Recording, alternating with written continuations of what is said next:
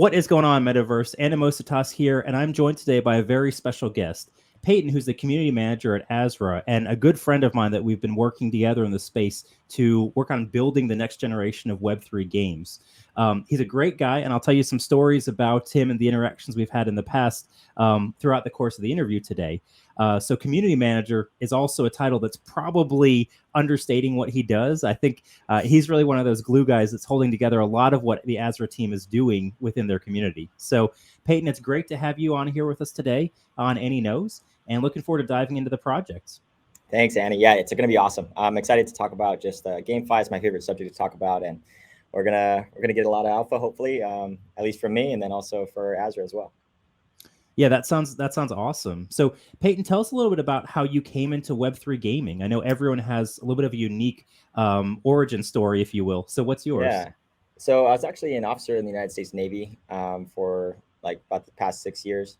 And so I ended up going on deployment, and then I kind of wanted to know if this was going to be for me or not for the Navy, and I chose that it wasn't. And so what I did was I ended up studying a lot of things. And so I studied stocks, market analysis, and I got mentored in that specific area. And so I got into stocks, and my brother, who's was like researching crypto at the time, told me like about Bitcoin and everything. And I was like, nah, it's okay. I'm doing well on like stocks and options and stuff. But he just kept on hounding me. And so I got into crypto pretty quickly after that. And he ended up explaining to me like, what everything is in terms of blockchain, the ledger and everything. And he's a Bitcoin maximalist. For me, I'm like ETH and learned about gaming and stuff very quickly. And so I just jumped into that, and I made a YouTube channel. I made a lot of different things in terms of analyzing projects for GameFi projects. And how I actually got into the job at Azra was I made a YouTube video on the team, and I kind of went in depth in terms of analysis of, what they could do and the possibilities of like what this specific company could do for GameFi. And I was super bullish on it. And so that was kind of how I got into the job at Azra, but also how I got into GameFi. So I took about a year and a half of just like learning the space, and also just like learning about Axie, going into some of the vesting schedules of other GameFi projects that were releasing in the fall and the summer of 2021. And just had a lot of fun. Just looked at a lot of projects during the bull market, and read a lot of white papers. Yeah. No, I think that's awesome. It's not that different, from the Web3 components to my own story. And so definitely that's one of the reasons I think we connected really well. As you mentioned, there's so many projects that are building right now in Web3 gaming. I personally follow several dozen of them. I'm overall aware of several hundred projects that are ongoing today. Azra is a company that really interested me as soon as I heard the news about what you guys were working on, and we'll talk about some of that later. But just from an overview standpoint, I know you are building as the first title a collectible and combat RPG. This is a genre where there's a number of other projects that are really building, I think in a number of different ways today. What would you say is the unique value proposition that Azra is bringing to the space? Why should someone who's interested in that genre or Web3 gaming give you guys a second look? Yeah, so when it comes to like GameFi, the industry is very young, not in just in terms of its infancy of what is being done and innovative right now, but also in terms of the developers and the people that have made games in the past, right? A lot of them are crypto enthusiasts that have it's like, hey, let's, it's a really good application to actually use it in game as well. And so there's a lot of people that don't actually know how to make games. And there's no offense here. I'm just stating like what our unique proposition is for Azra is that Mark Otero, this is his ninth collectible combat RPG. He's dedicated his whole life in terms of building these type of games. He's made our last one, Star Wars Galaxy of Heroes. And so he ended up making like $1 billion of revenue for EA through that game, as well as our COO, who's done multiple startups. And this is just another type of operation that he does. And so he really understands how to take a company from private to public. He did that for Waiter, and has a lot of experience in that sense. They're really good friends. They've been friends for years. Our CTO has been in crypto for like 9+ years. The team that we have in terms of Azra Games has made games with Activision, EA, all kinds of things, BioWare. And so when it comes to the meshing as well, a lot of these people have worked with each other in the past at like EA. A lot of the team came from Star Wars Galaxy of Heroes, and also just gathering people that understand like the Web3 space as well. So like unique opposition, I would say like the experience within the game industry, as well as pairing that with also Web3 advising, as well as like people like me, DGens. I've been in the GameFi industry for about a year and a half now. And so it's just showing kind of like the Web2, Web3, just integration, making sure like, hey, Web3, this is what's possible. This is what like NFTs are doing. This is what the other projects are doing around the space, and also the Web2 experience that they've scaled games and also businesses before. So I think it's a definitely unique proposition, as well as the funding that we have and the advising. We have like A16Z in terms of Andreessen Horowitz and a lot of the Jonathan Lai, those people that have like worked at Riot, and these are the people that are actually directly contributing to like the success of Azra Games. So we get to actually talk to them, understand that. NFX, Gigi Levy, who's like invested in a lot of projects in the past. And so there's just like kind of like this meshing of people and also experiences that are looking to actually be a very successful in Azra Games in terms of securing GameFi. Yeah, so I think that's really interesting how you've got. It sounds like the core dev group is basically Web2 game designers, Mm-hmm. and that's different in my opinion than a lot of games that are really they're bringing more Web3 experts in, and then they're kind of plugging in game developers on the back end to make that Right. work. How have you worked to ensure that you can effectively integrate those Web3 builders with the rest of the team who maybe has a stronger Web2 background? I'd imagine there's probably some moments of tension where people aren't really understanding how one world works. Yeah, and I think it's learning on both sides too. I think Web3 pushes a specific agenda, that might not be favorable for actual fun, which out of everybody, that's where we're focused on is actually like fun of the game and making it super epic. So we've been learning a lot in terms of like the Web3 side of Azra, of like what actually makes a fun game. The philosophy of fun is what Mark says, and how we're integrating different things, right? Let's just use an example. Like we had a dinner last night and we were talking about specific Web2 mechanics, but how they can be over to Web3. And there are like aspects of like a quest, right? Can be an NFT. And so you have a specific drop in which that like you hit a character drops something, not just a weapon that is an NFT based type of thing, but also a quest that you can then be able to not actually open. You don't need to burn it or anything like that, or even put it back to the treasury. You could actually sell it on the open marketplace. Somebody like me or you, maybe that are streaming it, could be like, oh, this could be an expense for us in terms of like going down this quest. Or somebody that's like super involved in terms of story and they want to learn more, they can buy it off of you, or they can like farm it or whatever they need to do. And so, like that, in terms of integration, in terms of Web3 and Web2, those conversations are always had, and really stretching the boundaries. It's my job as also like the Web3 guy to understand like what's going on in the space. So if like Illuvium is innovating, or Splinterlands is innovating in terms of like the thing that's coming out in December with their peg, it's all of that specific things, and then like presenting it to the team for Web2 and saying, hey, is this going to be an impediment to fun, or is it going to actually be additional, right? And so that is something that's big to us, is always focusing on fun first, and then using Web3 and blockchain to actually empower more fun, which we think is ownership is fun. For me, at least, that's how I kind of got into the space. It's like, man, I think it's pretty revolutionary. So yeah, I would say that's probably a good example of it, in terms of integrating the team, for that. I don't know if that answered your question, but It does, and I think that's a really interesting concept. I love the idea of taking a quest and turning it into an item. It's kind of similar to me in Path of Exile. You've got prophecies that you can collect, and essentially you can sell and trade those in game too. Adds a whole nother level of complexity.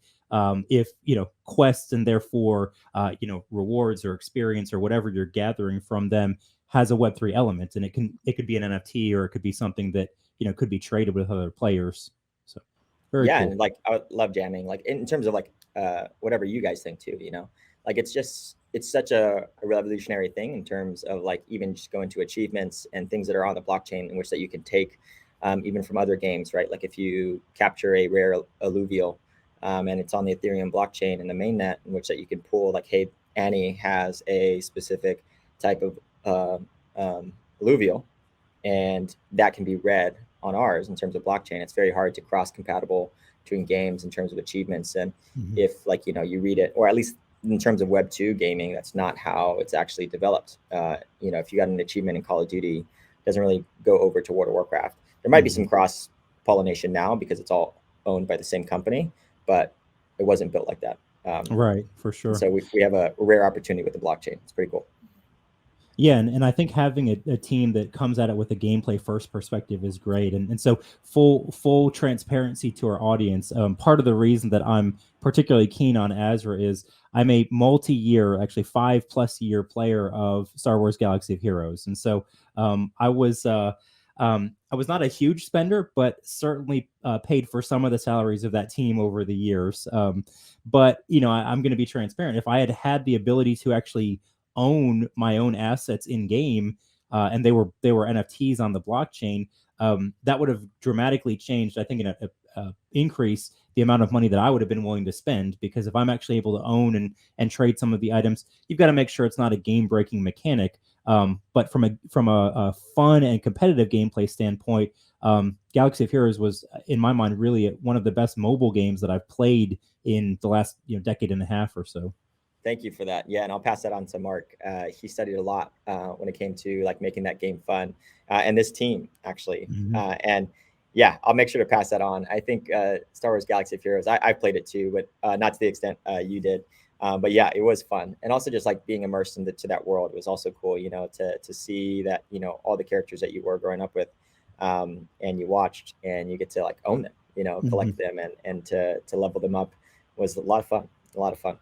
Yeah, absolutely. So let's talk about this Web3 integration, because I think that's one of the places that has the most promise and opportunity, but it's also got some risk around it. So one of the topics you mentioned as you started is you were aware of Axie and you kind of followed what was happening in the space as you were getting into crypto and Web3. There's a lot of different models that I see companies using. And I'm going to actually try and share one on the screen. This is actually the framework that I put together, and I've shared with a number of other folks about how we think about and we're able to structure in-game economies, within Web3. All right, so here we've got pulled up on the screen for our audience to see the different categorizations that I've structured around Web3 gaming. And play to earn was, I think, the first major mechanic that we saw with Axie, where you are viewing the in-game items as investments, and you're expecting the value to go up, whether it's a token or it's the actual NFTs themselves. And really, the entire game is focused on the metagame or the economic side. In some cases, it may be more or less like a DeFi protocol with a gamification element. But there are other models too. Play and earn, play to own are two that different games are kind of building towards, and they're communicating this as more their intention. So, what's yours and maybe also Azra's goal with how they want to position their first titles? Yeah, so our first title, Legions and Legends, is definitely a play and own or play to own. It's very heavy on like entertainment. I see that yours is like assets, metagame, economics. It's like not really economic based to an extent, and some people that are more play to earn might be a little bummed out about that. But our thought process behind this is like a free to play game, in which that you can only go to the blockchain when like you want to, right? So in terms of like Web3 and the content in which that like you trade NFTs or do anything like that, that is slowly introduced to you whenever you want that to be introduced. So you actually can play our game and be introduced to the world of Legions and Legends and never have to really see the blockchain. But people like me and you, we can have fun in terms of our marketplace, our NFTs, what we're doing, what we're collecting. We can really use like the full game to really emphasize the fun and how we want to play it. And so how we think about it in terms of like onboarding millions of people, which is our goal, is that it needs to be free to play. There can't be a restrictions towards people to get the game in their hands, to have so much fun. And then once they have a lot of fun and that they're really in love with our game, and that's when we actually introduce blockchain, saying like, hey, when you're ready, this will be here when you want to. So you don't have to. If you want to be a traditional free to play player, get immersed and just play, go for it. And it also does a lot of things too, right? It adds like player liquidity, which was funny. I was talking to the Web2 guys, and I said player liquidity, which makes sense to us as a crypto Yeah, term, but like it that's does. never used in terms of Web2 at all. But it's like player Players liquidity in aren't terms of liquid, like, right? player liquidity. But yeah, like having millions of players playing the game, it's also what makes Fortnite fun, right? In terms of that social Hmm. status of like whenever I have that Naruto skin or that Kakashi skin, or like this new one, Darth Vader, it's like there's a certain type of like level of social status you get, but only reason why you get that social status is because there's so much more players playing the game in which that you can play. And so like that's the same type of thing.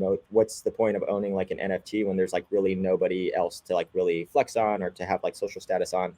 If there's only like 5,000 NFTs, and there's only like 10,000 players, it's like not really that much fun to own like a high level person, right? The reason why all these floors go up is because the demand goes up due to the fact of more people pulling to want that. And Hmm. so that's how we're going to do it. Like in terms of the player base, that's our initial pool. And we want to make those people that want to spend money like feel like social status and all that stuff within the game. Yeah, I think projects that are using the free to own model, or free to Yeah. play model as an onboarding process, they have the best chance of being really successful at onboarding large numbers of gamers over the next few years. Um, we've really seen in the traditional gaming industry pretty strong hatred, I think is a fair word, towards the concepts of blockchain and NFT Yeah. technology. They hate us. Um, yeah, but I think if you've got a free version that players can play, Mm. you have a chance to convince them that the game is good, and if the game is good, they'll listen. Right. The Yeah. reason, in my mind, that most gamers just dislike the entire idea of Web3 gaming is because there haven't been games out yet. Really, it's just been Hmm. DeFi protocols Right. with a thin veneer on top of it that you say, "Oh, this is a game," and they're like, "No, I've played games for decades. I know what a game is. Yeah. That's not a game. You're just giving me some yeah." And I'm not going to call it specific projects, but some unfun mechanics, and you're making me buy tokens and hoping for price appreciation. So Absolutely. I think I it's also a don't think it helped to like with like the first people that said that they were going to come out um, with like NFTs were like the studios that all traditional gamers like did not trust. yeah. Uh, you know what I mean? It's just like also one of those things. It's like, oh yeah, we're going to come out with NFTs, and then like it's like, oh, it's coming from this person, which like has monetized their audience for Mhm. years and have taken advantage of them. And so yeah, it coming from them too. I also don't think it helped. Yeah, no, I definitely agree with that. So let's talk a little bit about some of the gameplay mechanics that you guys have coming out with Legions and Legends. So one of my favorite quotes is that any sufficiently advanced technology is indistinguishable from magic. And I love that quote, Yeah. in our daily lives. But I actually think you guys are kind of leaning into that concept where you're actually doing I would say, a mashup of fantasy and technology together in your world and in your Yeah. RPG. So how Yeah. do you, and as designers and developers, make sure that you're building in a way that you have like an immersive, unbroken environment that has highly advanced technology and magic both coexisting together? Yeah, it's the lore. It has to make sense and it has to be immersive, and people need to buy it. And um, the two people that are brilliant in our company, and I'll say this, is one of the people. His name's Kathleen. She's amazing. She's worked at Bioware, has worked on Mass Effect, has worked on Dragon Age, has worked at Anthem, the projects, and she's written immersive stories Mm, that I grew up playing and that affected my life on the mm, trajectory of like stuff. Making those decisions with Shepard in Mass Effect or Dragon Age or anything like that um, makes you have different perspectives on life. And so that's her brilliance, and she's doing that same brilliance to Azra Games and our first project, Legions and Legends, and making sure that story drives what makes sense in terms of that. Like she works very closely with the game design team, the art team, and everything to make sure that it fits. And the one thing about like magic and tech colliding is that you really can go through different types of, can't really say it too much, but you can really go through different types of worlds and things, and it still makes sense. mm. And that's all I'll say. And yeah, and the same thing with the Legionnaire art that you saw there. It's like you can pluck that and put it in really anywhere. you know, you can put it in space, but you can put it in medieval times and it still Mm-hmm. fits. So that's a little bit of alpha there, but that's yeah. And I don't know, it's super exciting. I wish I could tell you everything, Annie, but it's just it's what it is. The second person is Neil Upadhyay, and he has worked on directing like short films for EA and other things that make it like super immersed. He was the only one that I watched his trailer called Hunted. I don't know if you've, it's the Squadrons, Okay. um, and he made a trailer, and it was the first time I've ever felt like pity or sympathy for the Empire, and it made you feel something, right? Mm-hmm. And like that's the people that are in charge of like creating this world, and I'm super excited to like share it with you guys whenever we kind of get a chance to, which will be coming. And for our audience that has like been patient with us, thank you, because it is going to be epic. It's going to be awesome. That's our goal. Very cool. So I don't want to pull any alpha that I'm not supposed to out of you, but it sounds to me like what you described. If we think about the Marvel universe, Doctor Strange is going through, effectively the Ultraverse. There's all these different types of worlds, or cityscapes, planets that you could explore. Sounds like maybe there's a similar type of concept that you guys are leaning into. Is that fair to say? Yeah, I would think that's fair to say, for sure. I don't think I'll get in trouble for that, but we'll see. We'll see. I'll let Okay, you know. I'll yeah. hit you up in the DMs after. If We'll if clip not, this part if you tell me we have to stop, yeah, but yeah, hopefully yeah, for our audience sake, we can keep it in. So, yeah, for sure, for sure. very good. Awesome. So, one of the really cool mechanics that you guys have, and this appeals to me personally. I'm a builder, and so I like Hmm. games that are like base builders, or you can construct different things. In my Web 2 career, I've been an engineer at various points in my lifetime, and so the idea of constructing different things is super cool for me. You all Hmm. have this. I think behemoths is the right word, or leviathans, Yeah. gargantuan, characters and creatures and so on that exist in your universe. Um, you know, how do you see from like a time standpoint, if I want to go out and try and collect all these Hmm. hundreds of components or whatever it takes to finish building my behemoth, how long of an exercise is that like every 6 months you should be able to finish one? What does that look like for someone who's really interested in diving in to make their own uber powerful creation?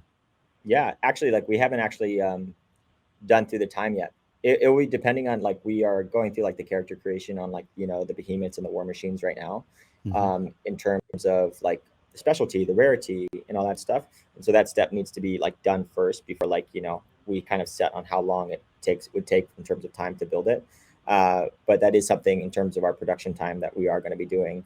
But I'll let you know whenever that knowledge is accessible. But Okay. yeah, right now we're just building the characters and making sure that all of them are epic and people want to collect them, and also do like you said, go around to these worlds and collect specific resources to make them.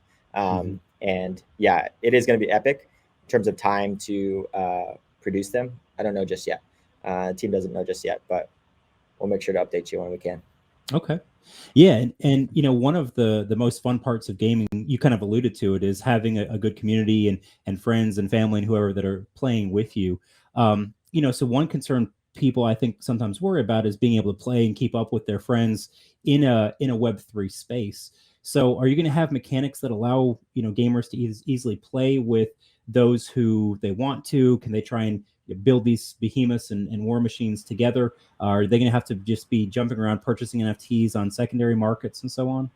No, there will be definitely something in our C2 actually had this idea. And so it's still under construction, but like we want to make sure that like guilds, and not in the formation of like guilds in the traditional Web3 sense, but like the guilds in terms of traditional gaming, that they, which I guess are like DAOs now. So confusing, everyone using different like type of terms in Yes, Web3. Like even looking for group, it's like LFG. It's just like it's gonna be confusing for it's Web3. going to be tough. But Yeah, yeah. yeah, like in terms of like guilds and even like guild collaborations, in terms of the traditional sense, of course, but like a specific World of Warcraft guild and another World of Warcraft guild collecting specific resources and like splitting something and like rev share and like renting out that specific behemoth or something, would be awesome. And that's something that we're discovering. And of course, like what's hard is that like the battle system and everything is taking place, and so we can't like make any decisions like that with like guild stuff that like might potentially break the game, or like specific people that have like a lot of resources to then just like have a monopoly on it.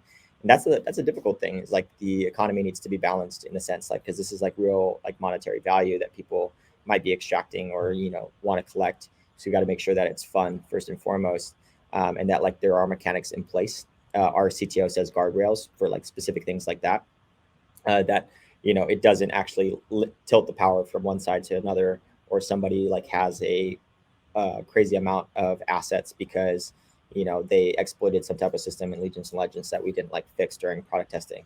Like that is something that we look at. But to answering in short, like we have full intention to do that because we think it's really cool. That's like Web3 is like you collect resources and then like you build something together, and then like you guys could possibly like rent it out together or like split profits on it.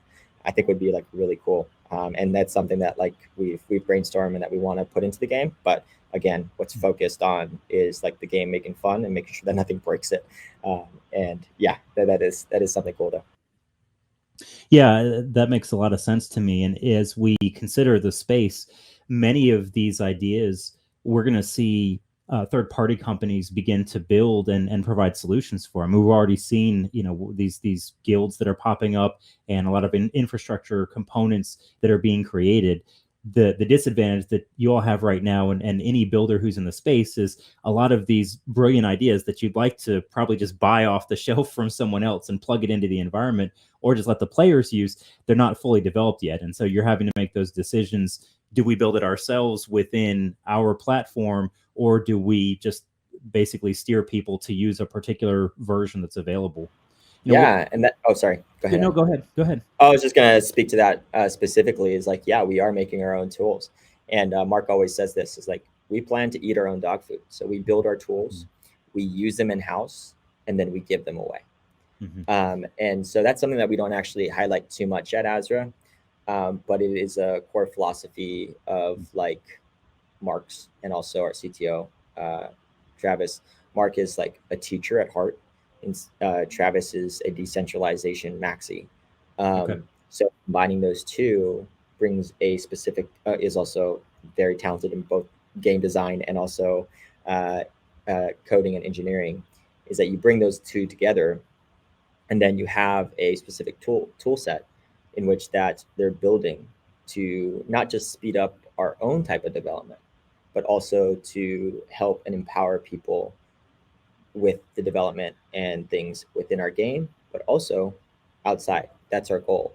And so like that's important to us because we understand that's something that's limiting Web3. Like even white label services that are possibly going to make a functional economy. I know Forte is working on some things and some other specific projects that are doing some white label services for indie developers. But I also think that's when like a real big boom in terms of Web3 gaming happens, is whenever Among Us, the people that can just focus on making really fun gameplay loops and just having a marketplace for NFTs, like having that marketplace for NFTs, have a white label service, we could see a big boom in terms of Web3 gaming, because it's going to take us time to make these games. But for like indie people like spinning it up, like, and having a very loyal fan base, could make a living off of it. That also gets me super excited for some of like these indie developers living off the proceeds of like a marketplace or over something that is going to be really fun for them to actually do, and they can monetize very early, so they can like keep the lights on and they can do passion projects with a very niche community. So yeah, I'm super excited. Sorry for the tangent, but No, I'm super I think excited it's about great. like Game 5, And where the future possibly could go. yeah, and definitely the ability to secure funding in this space is one of the most interesting parts in my mind for a lot of these early builders who are jumping in, and it's pretty easy to get funding because everyone sees the potential for a lot of these super creative ideas. And I'm on record as saying I view Axie and Sandbox and these first projects that launched as like a wave one of Web3 gaming. Wave two are all of the projects, including Azra and some others that you've mentioned that are building right now, that I view all of these essentially as the like 2023 through 2024 launch window. What's exciting to me the most is actually, unfortunately, not what's being built now, but I think the ideas that are going to be generated for wave three, because I see so many projects going in just all kinds of different directions, and a lot of the ideas are not really going to stick long term, and that's okay. So some of these projects are going to have elements that we definitely need to drop, and they cause unintended consequences along the way. But we learned a lot from wave one as a community, and wave two is going to be a lot better. Wave three, though, is where I think you're going to start to see some absolute like major innovation where no one had any idea that this was possible, but they're going to be combining different elements. You know, someone will pull something from what you guys are doing at Azra, and they'll combine it with an alluvium concept, and what Nora's doing is going to be completely different. But we can build all these things on top of each other, and we just can't even think about how to put it all together right now because we haven't seen enough good mental models for what it could look like. Absolutely. And they talk about like economies and game economies, and having like monetary value attached to something is something we've never done in terms of GameFi. I guess like there has been like other monetary values in which that you can use in Web 2, but they're a very small census versus what we have with Web 2 as just being game or free to play or any other category that has like a lot of case examples. Like building an in-game economy for crypto is like not been done successfully yet. And so that is something that's crazy, right? No one's built it, and we're all building. And 2023, 2024, like you said, hopefully someone cracks it, and then wave three happens, and we're going to be whatever wave it is. Like we're going to be wave two, wave three, wave four. We're a company that's going to be here for like 10 plus years is our trajectory. And so we're going to learn. We're a learning organization, and we're here early. And that's also part of like my job too, is to look at and to survey the field and seeing like, hey, this actually works. Like if somebody implements story quests, like this actually works. you know Splinterlands has been like this slow killer that no one has actually like really talked about too much. Yeah. They don't get the spotlight, they don't get anything like that, but dang, do they have a loyal fan base, and boy is it fun. And they use Web 2 methods, and Web 3, like some people like Star Atlas, Luvium, they all get like the spotlight, but like, man, I would say like Splinterlands has been just chugging along for a very long time. And yeah, it's just surveying the field and making sure that like we are humble enough to take in the information and then apply it to our games, and then also to share ideas with each other. That's one thing that's great about Web3, and also that's a great thing about forking.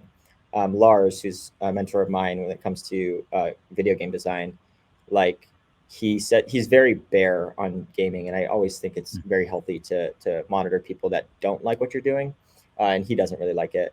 And the one thing he does love about the Web3 gaming space is that how transparent it is, and how like you could fork something, and even if it like blockchain technology got to a certain point where it's good enough to hold a lot of things on the blockchain, that you could possibly fork entire games onto it and like modify it, and that person that you forked off of could get a revenue share for it. Is like just very interesting to even think about, to see if like the limitations of technology right now, what we have, not just in terms of the GameFi and case studies, but also in terms of the technology too, right? Ethereum and Solana and all that stuff, they're still limited. They still confine you to left and right lateral limits. And so I'm excited to see where technology goes, and we're going to follow. We're a learning organization, wherever the gamers are, and also wherever the technology best fits to make fun, we'll go there. And I'm just excited to be with this company, and it's really cool to peek behind the curtain to see how open they are in terms of crypto, Web 2, NFTs, and they're so ready to learn. Some of these people are like 40, 50 years old, never like played, not played, but ever like opened up a MetaMask wallet, and they're like just hungry to learn, about this new technology. And so I'm excited, man. It makes me super giddy. It really is. Yeah, definitely. I think the transparency and then the speed of sort of iteration are definitely two hallmarks of the space. And the builders that are listening to and learning from each other are definitely going to have the best advantage of establishing themselves. And I really like that you're sharing a lot of these projects that you're following and keeping aware of. You shared a few names. Is there one or two in particular projects that you would say you're really interested in or impressed in, and what is kind of what's behind that? What do you find really interesting from some of those that are building in Web3 right now? Yeah, I'm impressed with a lot of them, though, to be honest. Like everybody's like innovating in a certain way, right? Like, so I'll just lift off like some of the bigger names, and then maybe some that like people don't really keep track of too much, is like, so big time obviously is a big one, and the way that they're doing like NFTs only, that's something that I'm monitoring very closely, in terms of like the analysts for Azra. The other aspect is just like, will that like work? Do you need a token model? I don't know, you know, and that's something that's like, if it's just NFTs only, or is it just going to be all stable coins? It's like a big deal. Excuse me.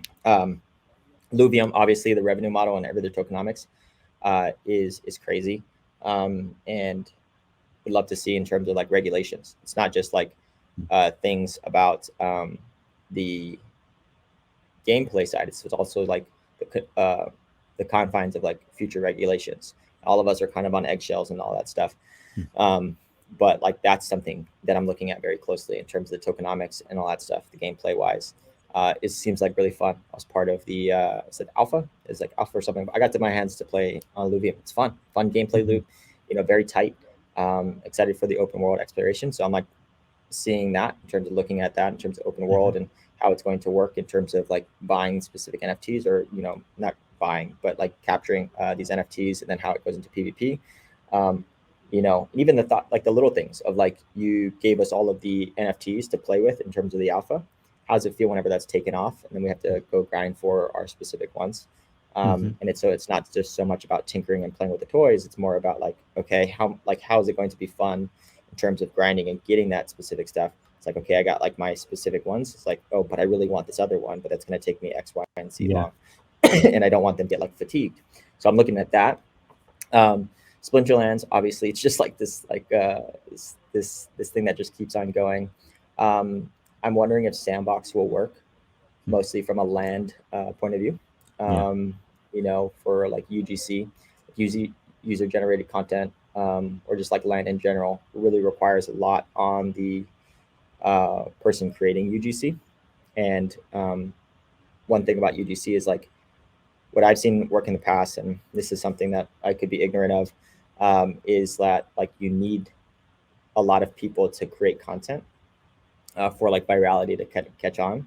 So if you limit the amount of people that can create, kind of doesn't really compute. But I'm curious to see, they have so much IPs and stuff in it that I'm like curious to see how that goes, and like if it's kind of like a Second Life type of thing. But I don't know, in terms of other like specific people's like Degenheim, they're kind of making like a Diablo type of thing in terms of that. Cypher, Legends of Inari, like literally just so much projects that we're looking at. We talk with Shrapnel in terms of their user generated content, Avalanche, these different types of like limitations on each specific blockchain is something that I look at pretty quickly, and understanding it to a certain degree. And so I could go on, man. But no, that I appreciate that, and I like that, love that ethos of wanting to support other projects and see them succeed. You mentioned it kind of a second ago with Avalanche and some of the blockchains you've talked about. As far as I know, the only thing that's been publicly communicated for Azra is that you're definitely going to be on Ethereum as your layer one, and you're exploring other other potential solutions with L2s and so on at the moment. So I'm not going to ask for any alpha there on specific chains, but because I don't really have it to give, to be honest. Like we're still under negotiations and talking with them. For sure. But what are some of the elements that you all are prioritizing as you consider different chains? What's really important that you're trying to solve for? Because I don't think there's like one right blockchain that projects should be building on right now. I don't know, to be honest. Like our CTO has like said, like I'll build anywhere. It's mostly just like talking about like, are we going to get the support that we need? Okay. Like our thought process behind this is very much, if you look at like any like Xbox, PlayStation, Steam, there were like very big IPs that mass adopted that platform. So like, that sounds cocky, but like it's just understanding what we have and knowing like, hey, like, are we going to get the support that we need to be able to build on your specific layer 2 to like then hopefully mass adopt a lot of people to your chain, scale out. It's like Grand Theft Auto approaching PlayStation for like an exclusive deal or something like that. is like, hey, are we going to have access to you guys whenever we have an issue with a smart contract or something's not Mm-hmm. working, in terms of what we want in terms of engineers. Like that's a lot of the stuff that we consider. Like our CTO has the ability to really take any EVM, and just go and build on that layer two. Mostly, it's just like, hey, can we get the support that we need and we want for the layer two to make a very fun, epic game. So that's how we're doing it. But again, I don't have any alpha to give. That's still on ongoing investigations, and for us in terms of CTO, it really lands on him where he wants to go and where he wants to build and what's easiest for the engineering team. Mm-hmm. No, that all makes sense, and I see a lot of projects taking that same approach where they're kind of moving slowly. They want to wait and see how the overall space is evolving. They want to see how these projects are scaling. Where that's really the big unknown question with everyone at the moment is no one has hundreds of millions of transactions that they're trying to process in a month on their games today with any sustainability. And so we need to make sure that's going to be the case if you want to actually have a chance at mass adoption. So for sure, I see that as a challenge that needs to be solved. Yeah, Yeah. for sure, for sure, Yeah. for sure. So one of the other challenges that I don't think is as difficult to solve is that of marketing and community building. That's something that many projects just innately do in Web3, and some of it I think is people just wanting to extract value from the projects, and so they'll come in and join the community. But a lot are having some success in building a brand and positioning themselves so that people who like the genre of game that they're building, like the team, like the style, they're there and they're committed to playing as soon as the game launches. And in many cases, they'll buy or trade for NFTs ahead of time. You all are frankly one of the best projects that I follow as far as marketing and community engagement. Whoever and I think I told Ken this earlier. He's one of your VPs on the growth side for our audience. Whoever's running the Azra Twitter account, you all need to increase their salary a bit because they are on point with it. How have you all managed to develop and build that and really make sure that you're maintaining that consistency for the community?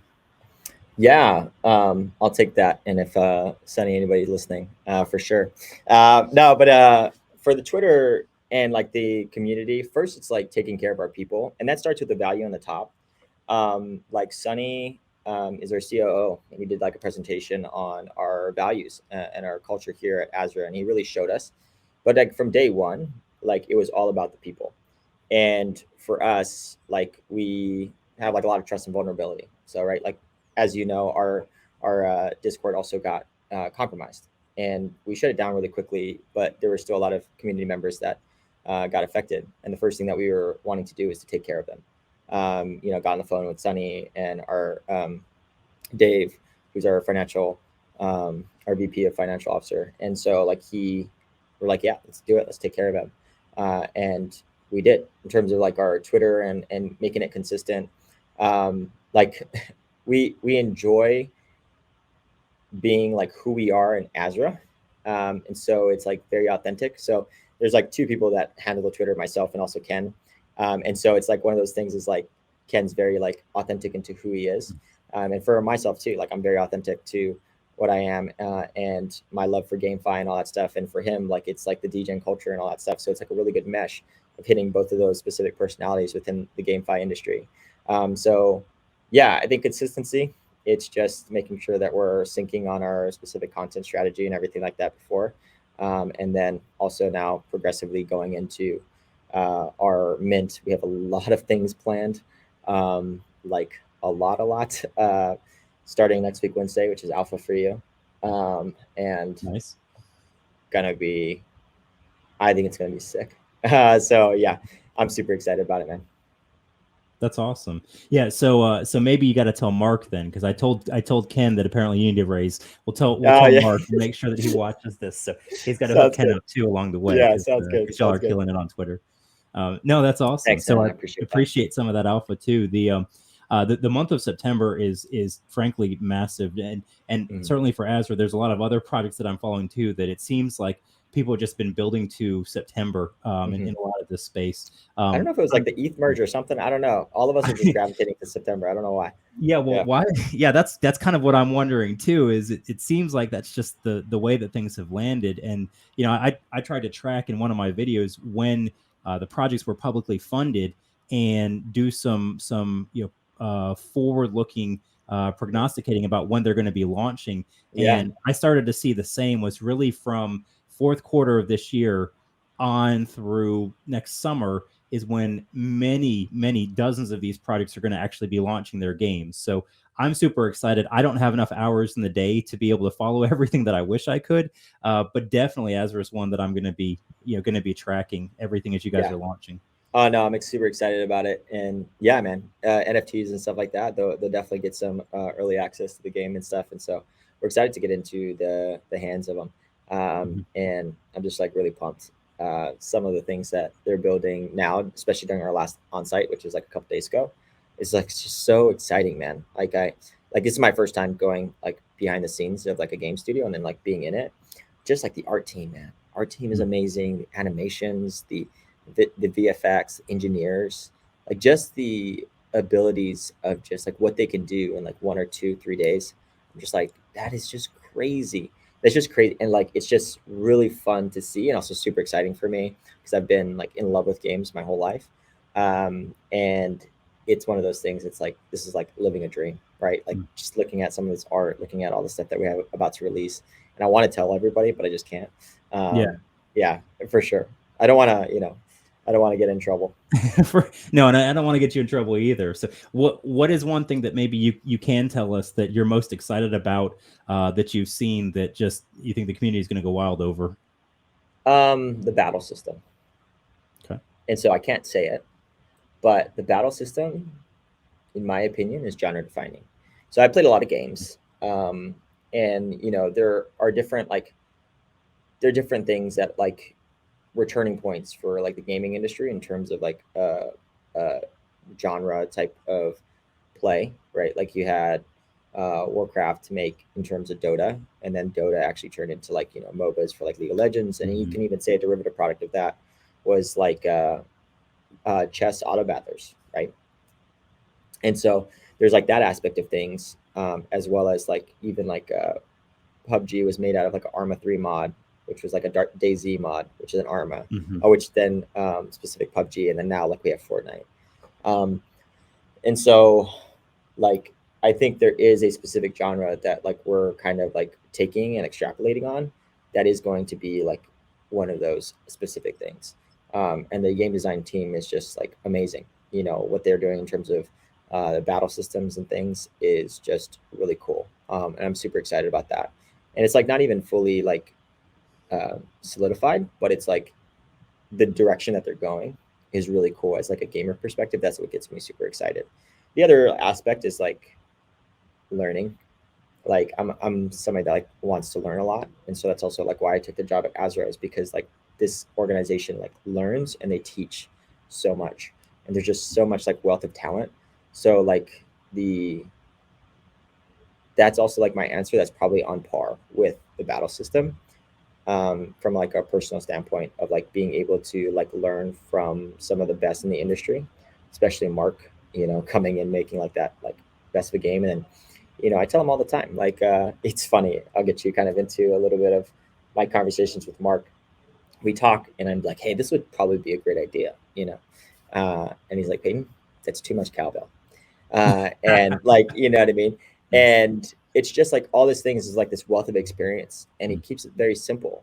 And like as like a gamer and stuff like that, we all have opinions, and like throwing out some specific things like, oh, wish they could just would tweak this and all that stuff, when like really it's on the fundamental level is where Mark plays, in terms of like, is it fun? You always ask that question. And like for me, I'm just like, oh, it'd be really cool if like you could pick like this brim of the hat for like a specific thing. But like in the grand scheme of things, it like doesn't matter as much as like everybody having fun with the game. But yeah, he always says that like too much cowbell, Payton. And yeah, yeah, but he's also very kind in terms of like teaching me, and so he tells me why. And so like yeah, those are experiences that you just don't get anywhere else. And I'm just super thankful that I'm at Azra. Nice. I think, yeah, I think having seen the community involvement, when we post this, the number of memes with cowbells are going to explode in Twitter and in Discord. So, We're here uh, for it. We're here yeah, for it. for those in the community, you have a challenge now. I want to see more cowbell in Discord and Azra moving forward. So, Absolutely. we'll see what you've Yeah, got. let's try to make it a meme. Let's try to make it go viral Yeah, for sure. maybe y'all can do it. Maybe y'all can do a whitelist giveaway or something. Best use Yeah, of cowbell and Azra. that's Let's so do it. good. That's so Yeah, good. it'd be awesome. When we're thinking about the the game, you've shared a little bit about the battle system. I think we talked a little bit about the blockchain elements that are incorporating. What's something that maybe someone who's newer to the project doesn't have all the details. What's something you would share with them about what you are building that that would leave a lasting impression on them? It's a good question. I think for me, it it comes down to like experience and like betting on a team that has like the most likely chance of success. And for me, that's also what my bet was, right? I have a lot of like knowledge in the space in terms of GameFi, and I didn't feel as if I was going to get tied down by a specific game studio.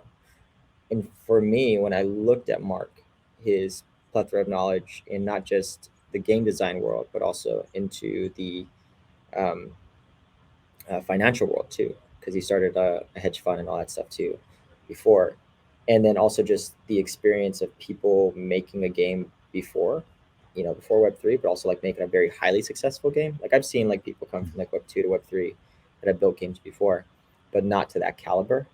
Um, that's for me, I would say, is the biggest pull for me in terms of somebody that has no clue about like Legions and Legends or Azra Games. Like I would say like the game is going to be fun, and it's not going to be the traditional like Web3 DeFi skin. Like it's going to be the opposite actually. Like you're going to be very comfortable in terms of like what you play and the caliber in which that you play. Like you're going to play something that you won't even call, oh, this is a Web3 game or this is a blockchain game. Like you're just going to say, this is a video game I want to play. And, we are really, really dedicated onto making it fun first, and we are relentless at taking things that are away, taking things that would um, go against that philosophy. And so that's like for us. And then we also listen.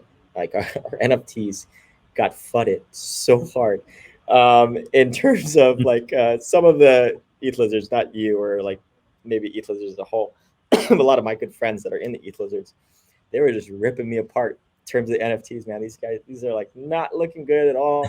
Like what the heck? The different types of layers, like the face looks messed up, like the face is just disgusting. Like what's going on? And like we took that, and now a lot of people don't know this one. Paul Martin, who's recently joined the team, he's worked at Marvel Mm, for okay. majority of his career, and he's making these NFTs and making them pop, Mm, and really unifying them to more of like a comic book style that looks epic. mhm, And that being said, why I say that is that we listen to the community. Like, mhm. you guys don't like the way the NFTs look, we will change whatever we can change, and this is like ours. I think it will be very happy for that. Mm, That comes with the game as well. If it's yeah. not fun or anything like that, like we want to build in public, and we want to make sure that we're getting feedback from the community as we build Mhm. this game. Awesome. Yeah, and I think in full disclosure, the ETH lizards are fans of Azra. You mentioned you mentioned the Discord issue y'all had a little while back. Yeah. Even the best projects, we're operating in such a challenging space to manage Mhm. security. There's always risk no matter what you do, and so the big question I always have is when something goes wrong, how does the project respond, and do they step up? And I know you personally were responsible for making sure that some of those that lost NFTs or things from their wallet, you were able to get those back. And so I really Mm. appreciate that. I think the ETH Yeah. Lizard community also appreciated that. And so any of the fighting for graphical imagery is only out of love. We want the project No, to for succeed. sure. So And it's like all to be good. honest, like after like everybody was saying that, like hopefully Mark doesn't see this, but like even he was funny. It's like I like the other version. I'm just like Mark. this is like what? This is the And so, community. yeah, The this is the community has community. And spoken. Mark was just like edging them on and stuff like that. And like, Too funny. what that like also spurred on Mark to be like, you know Mhm. what, this is not to the par and standards of our community, and this is for them. This is what we're gonna do. And he Mhm. was really quick to make that executive decision. That's what I love about Mark too. Like he's quick. Like it sucks. All right, let's go. Let's move Mhm. on to make it better. And like there's no like, oh, but should we keep this and all that stuff. It's like, hey, if this is not what's like fun and this is not what people are going to like represent themselves as, let's cut it. And so for us it was like converting more to a comic book style, and I think it's like way better. Mhm. Everybody around the studio is happier, and Twitter, it's been like a lot better, in terms of the FUD. But again, we're used to the FUD in terms of like that. We'll make sure that we take it in stride, and we listen. Yeah, for sure. Very cool. So, for someone who's interested in getting more involved with the project, that maybe they're not sure where to start, or they want to take the next steps, or are waiting, when is the Mhm. most commonly used Yeah. word, I think, in Web3 gaming WE. today. Yeah. Yeah, what would you share with the community? So I'll just note in the description below, I'm going to put links for the project Discord and so on for for Awesome. Legions and Legends too. What would you encourage someone to do who wants to get more involved with Azra? Yeah, I think first is like joining our Discord and following us on Twitter. Like that is where we're going to be putting like most majority of our stuff. There's going to be a lot of opportunities in the month of September. We've been kind of holding a little stuff, and we're about to like pop off on all cylinders in terms of whitelists, in terms of like raffles and all kinds of stuff, with our launch pad that we haven't yet announced, and it's going to be pretty awesome. And so, in terms of where you can go now, where you go in the future, Annie, we can let you know whenever we update it. But it would be number one, would be like our Discord, and then also our Twitter. Like you're going to get probably all of that. And I just want to say too, just because it's happened to us, it's happened to one of our friends, our mutual friends, is like we won't send you like DMs or links or anything like that. Like Mhm. we've been dealing with a lot of scammers. We've had like 4 or 5 websites already, that have used like .net or .org. It's azragames.com. It's legionsandlegends.com. There's nothing else. And so we've been like having just like a real big issue in terms of security, not because of the sense of like we're not trying to take it down, but it's just these scammers are relentless, and Mhm. they're wanting that. And that this even goes beyond, if you get a NFT of ours, and then it goes into the fact that um, you need to protect that asset, and make sure that there's different things and there's different capabilities. But we'll make sure that we also express that too. But yeah, I just Mhm. wish the space wasn't like that, but it is currently, and it's a Yeah. minefield. We need to make sure that we're taking care of our own. Yeah, agreed, and certainly security is one of my top priorities. Yeah. One of the videos that Matt and I worked on, Oscar Matt, for those that haven't seen it, and we talked about when he lost his ETH lizard and what Hmm. that process looked like. And the most important thing for me is just communicating and having people think about best security practices, because you Yeah. you wouldn't walk outside with thousands of dollars just in your Yeah. wallet on a loose Yeah. chain walking around the street. True. Don't put something in a hot wallet that's connected to the internet that anyone can get to with just one misadvertent click on your side. So Yeah. just be safe out there for sure. Yeah. Absolutely. And Yeah. we've learned a lot through that situation too. Like we're Mhm. getting a person that's going to be auditing our Discord, and especially once we like make some of these announcements, we know that there's going to be a target on our back.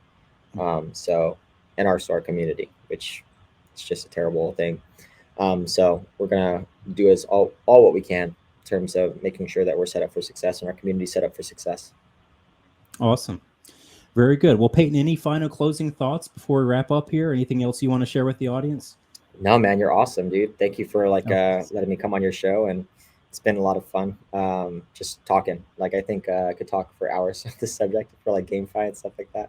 But I know both of me and you have families, and so I yeah. don't think our wives would like that too much.